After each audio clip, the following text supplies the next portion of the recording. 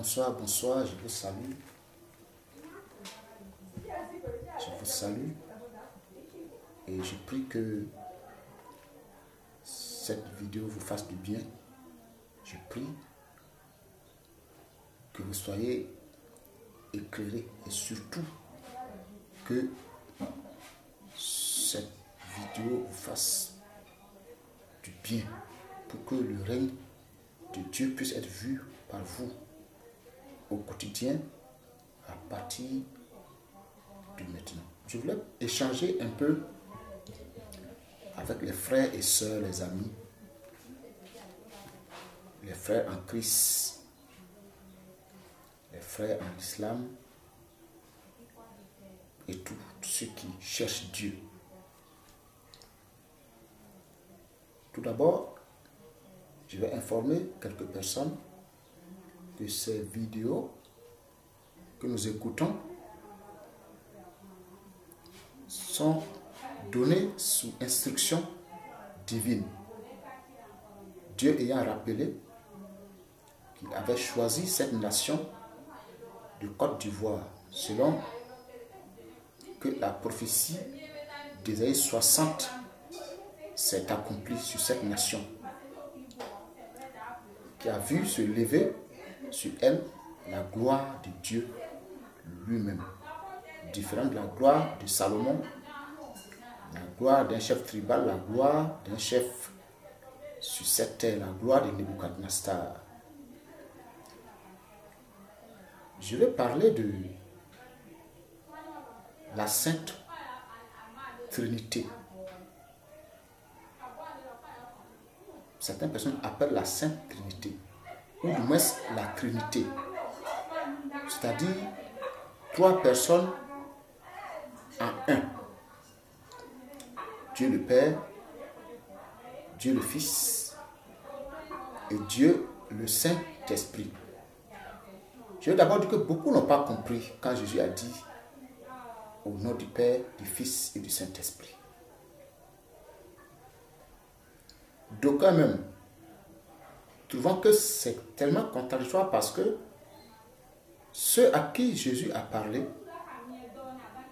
quand on lit Actes des Apôtres, aucun disciple, aucun apôtre, aucun évangéliste n'a baptisé au nom du Père, du Fils et du Saint-Esprit. Et beaucoup de théologiens sont en train de polémiquer dessus aujourd'hui.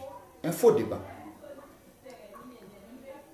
On ne peut pas être plus sage que ceux à qui Jésus a parlé lui-même, bouche à bouche. C'est eux qui ont d'abord reçu instruction de la part de Dieu. Donc nous ne faisons que marcher dans leurs traces. Parce que s'ils avaient échoué, ce serait écrit.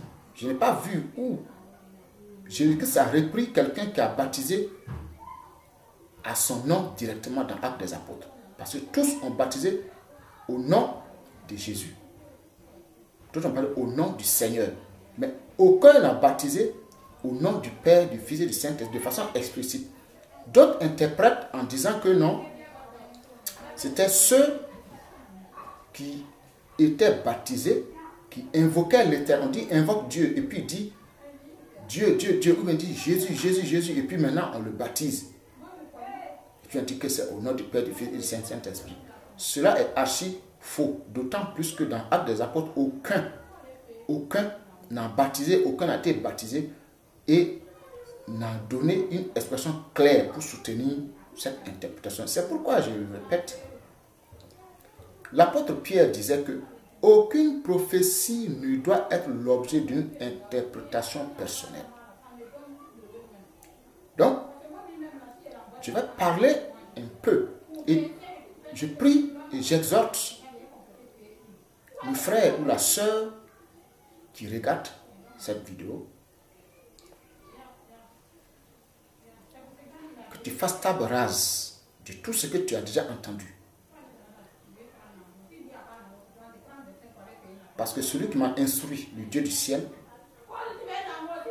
m'a confirmé que c'est une révélation. C'est des choses qu'il avait cachées, qu'il met maintenant en lumière. C'est pourquoi il est dit dans Apocalypse que lorsque la septième trompette, ou du moins la voix du septième ange sonnera de la trompette, tout le mystère de Dieu allait s'accomplir. On va donc expliquer la nature de Dieu. 3 personnes en un, est-ce que c'est vrai? Non, ce n'est pas vrai, c'est faux. C'est faux. Dieu le Père, Dieu le Fils, Dieu le Saint-Esprit, ce n'est pas vrai. Soit ça a été mal interprété parce que Dieu se révèle comme étant l'Éternel, le Dieu unique. Il dit qu'il a été seul à la création. Il n'y a pas eu 3 personnes. Dans certaines congrégations, on dit que c'est Jésus qui l'a aidé. C'est faux et archi faux. D'autant plus que Dieu a sa façon de parler dans l'Écriture qu'on ne veut pas considérer. On va donc prendre le livre d'Apocalypse, le chapitre 4. C'est le chapitre 4 qui est le chapitre dont on va parler aujourd'hui. Dans Apocalypse 4, Dieu nous révèle la nature de Dieu. Sa nature, qui il est. Apocalypse chapitre 4. Je vais lire ce passage clairement pour que nous soyons, pour qu'on se comprenne que ce que nous disons, ce n'est pas nos pensées, mais c'est l'Écriture. Dans Apocalypse 4, voici ce que nous lisons. D'abord, le titre, c'est « Le trône de la majesté divine ».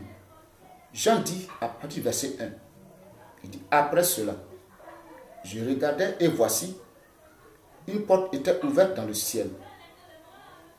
La première voix que j'avais entendue comme le son d'une trompette et qui me parlait dit « Monte ici et je te ferai voir ce qui doit arriver dans la suite. » Aussitôt je fus ravi en esprit et voici il y avait un trône dans le ciel et sur ce trône quelqu'un était assis. C'est lui-là qui est le Père de Jésus-Christ. Donc quand il a parlé de Dieu, ne veut pas dire créateur, je voulais me référer à ce monsieur. Oui, j'appelle monsieur parce qu'il y a une intimité entre nous. C'est lui-là qui est le créateur du ciel et de la terre. Jésus est un corps qu'il a formé pour mettre son esprit, pour accomplir un plan précis, pour le ressusciter afin que la gloire lui revienne et le positionner en sorte que tous lui obéissent. C'était ça le travail qu'il a fait. Celui-ci, il dit, celui qui était assis, et voici, il y avait un trône dans le ciel, et sur ce trône, quelqu'un était assis. Celui qui est assis ici, là, il n'a pas de père. Mais Jésus a un père, c'est lui-là, lui dont on vient de parler, c'est lui le père de Jésus-Christ. Mais celui dont Apocalypse 4 parle n'a pas un père, c'est lui qui est l'Éternel. C'est lui le créateur des cieux et de la terre.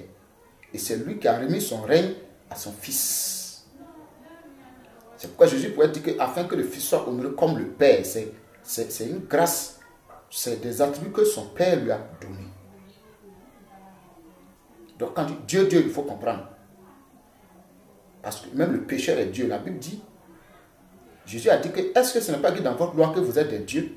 Pourtant vous mourrez comme des hommes. L'homme pécheur même est appelé Dieu. C'est Dieu qui l'a dit comme ça. Je ne vais pas parler de ça actuellement. Je vais dire qui est Dieu. La nature de Dieu, il n'y a pas 3 personnes en Dieu. Dieu est unique, il est une seule personne. On dit que quelqu'un était assis, ils ne sont pas 3, il n'a pas 3 têtes. Il n'a pas 3 têtes. On dit que celui qui était assis avait l'aspect d'une pierre de jaspe et de sardoine. Et le trône était environné d'un arc-en-ciel semblable à de l'émeraude.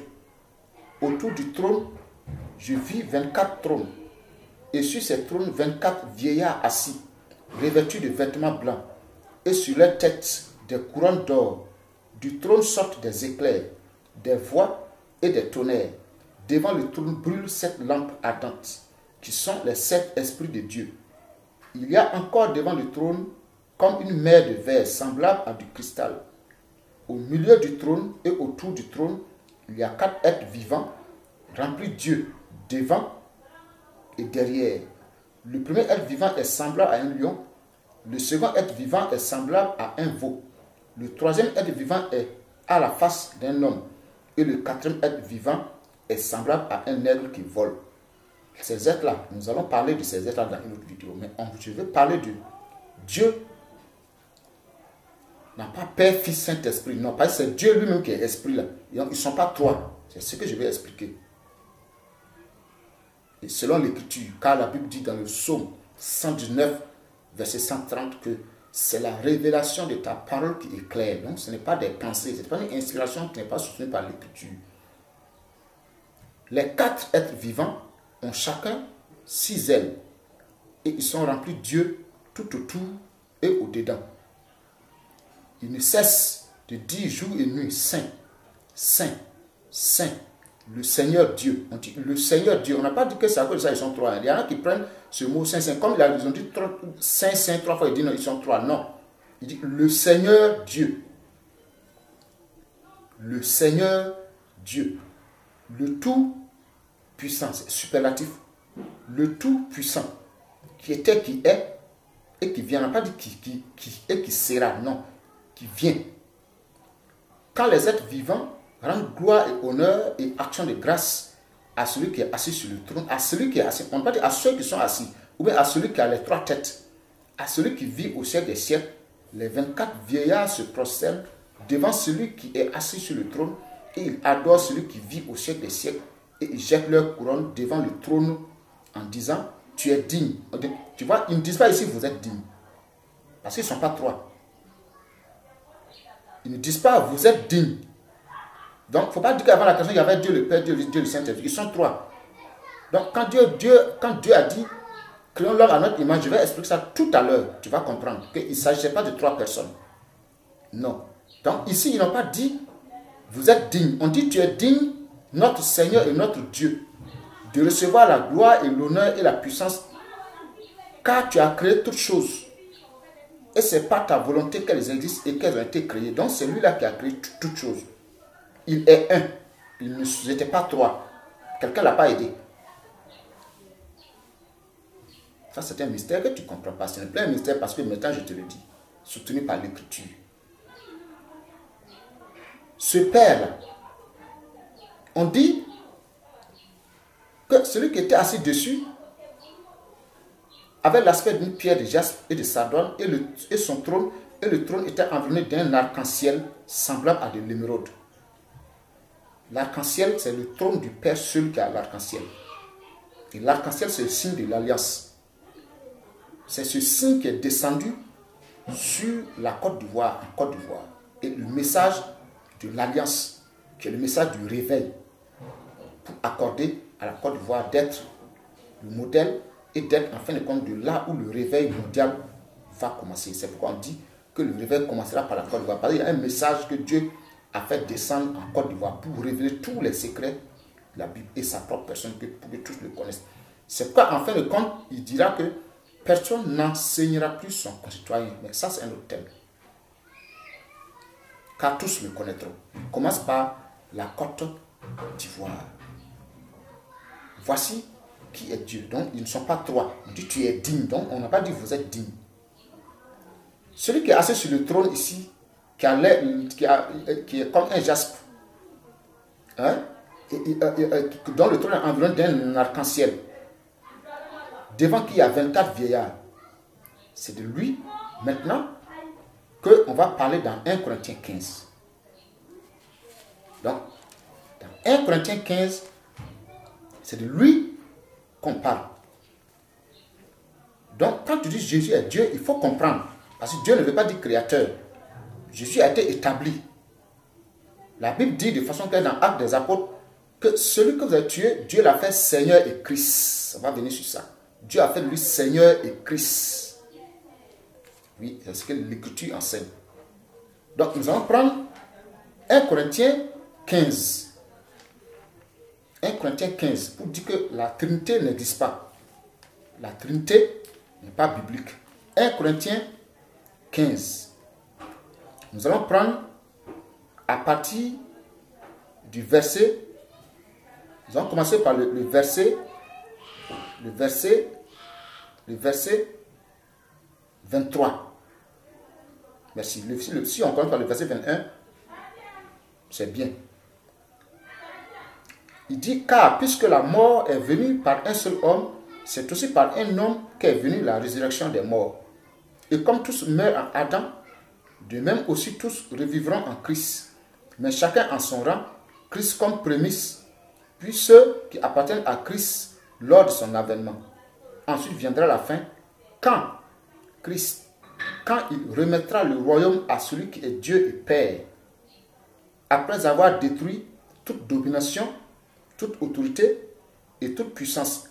Car il faut qu'il règne jusqu'à ce qu'il ait mis tous les ennemis, jusqu'à ce qu'il ait mis tous les ennemis sous ses pieds. Le dernier ennemi qui sera détruit, c'est la mort. Dieu, en effet, a tout mis sous ses pieds. Mais lorsqu'il dit que tout lui a été soumis, il est évident que celui qui lui a soumis toutes choses est accepté.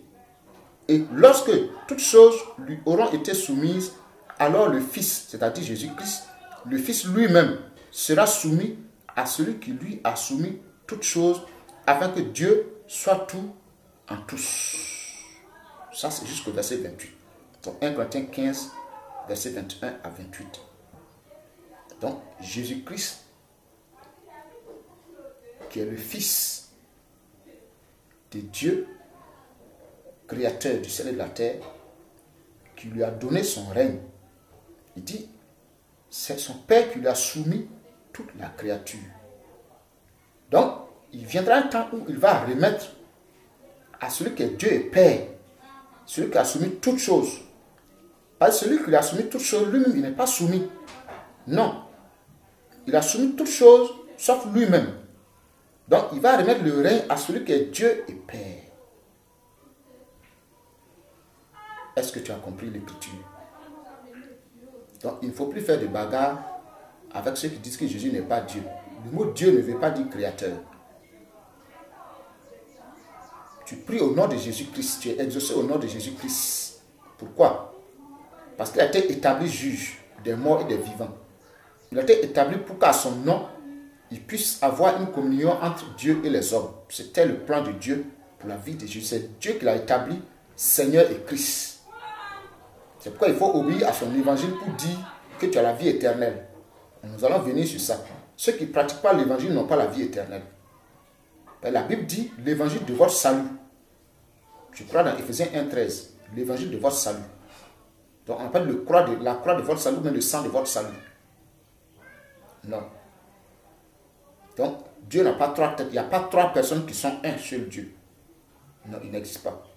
Maintenant, la personne dont Apocalypse 4 parle, celui qui est assis sur le trône, devant qui les 24 vieillards se prosternent, il a deux natures. Il y a deux natures en lui, mal et puis bien. Dans le livre de la Genèse, le chapitre 3 au verset 22, c'est lui qui a envoyé un ange pour garder le chemin qui menait Adam et Ève à l'arbre de vie, en disant, empêchons l'homme maintenant d'aller prendre de l'arbre de vie, d'en manger et de vivre éternellement.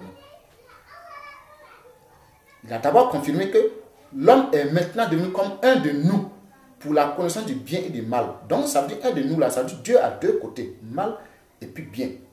Mais ces deux côtés, mal et puis bien,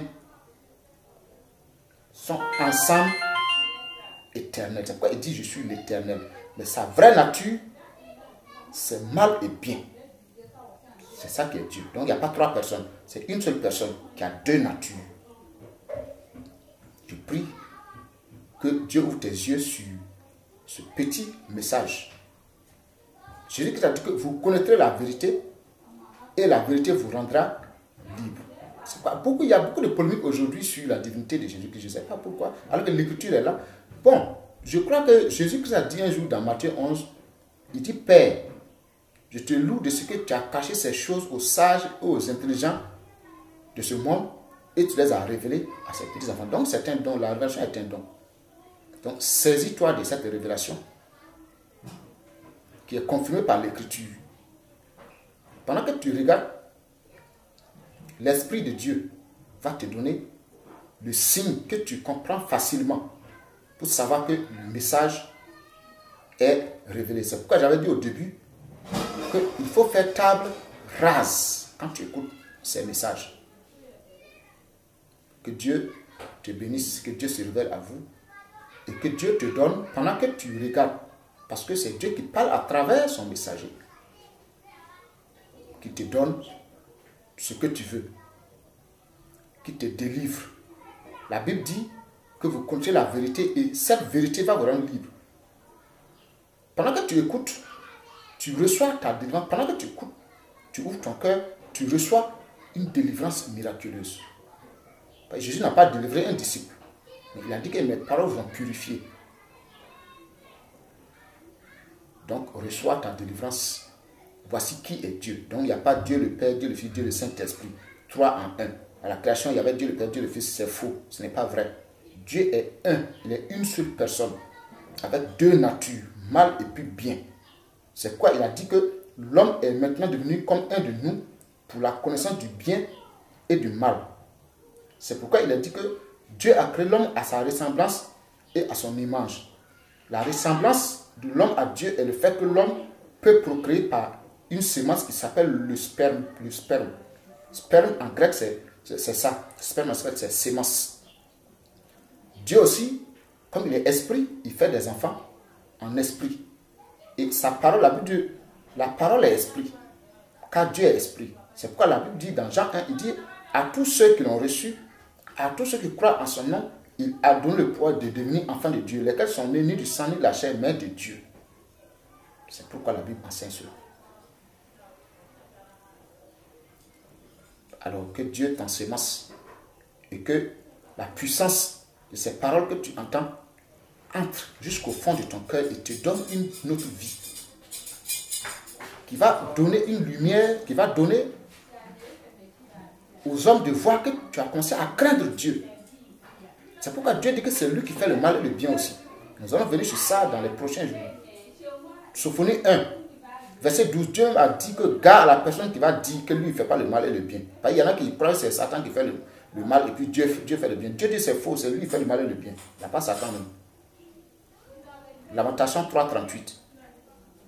Job 2, 10. Il avait caché cette vérité aux hommes. Il ne voulait pas que les hommes le sachent. Mais aujourd'hui, maintenant que tu écoutes, il fait que maintenant tu sois au courant de cela. Et c'est confirmé par l'écriture. La gloire à Dieu seul.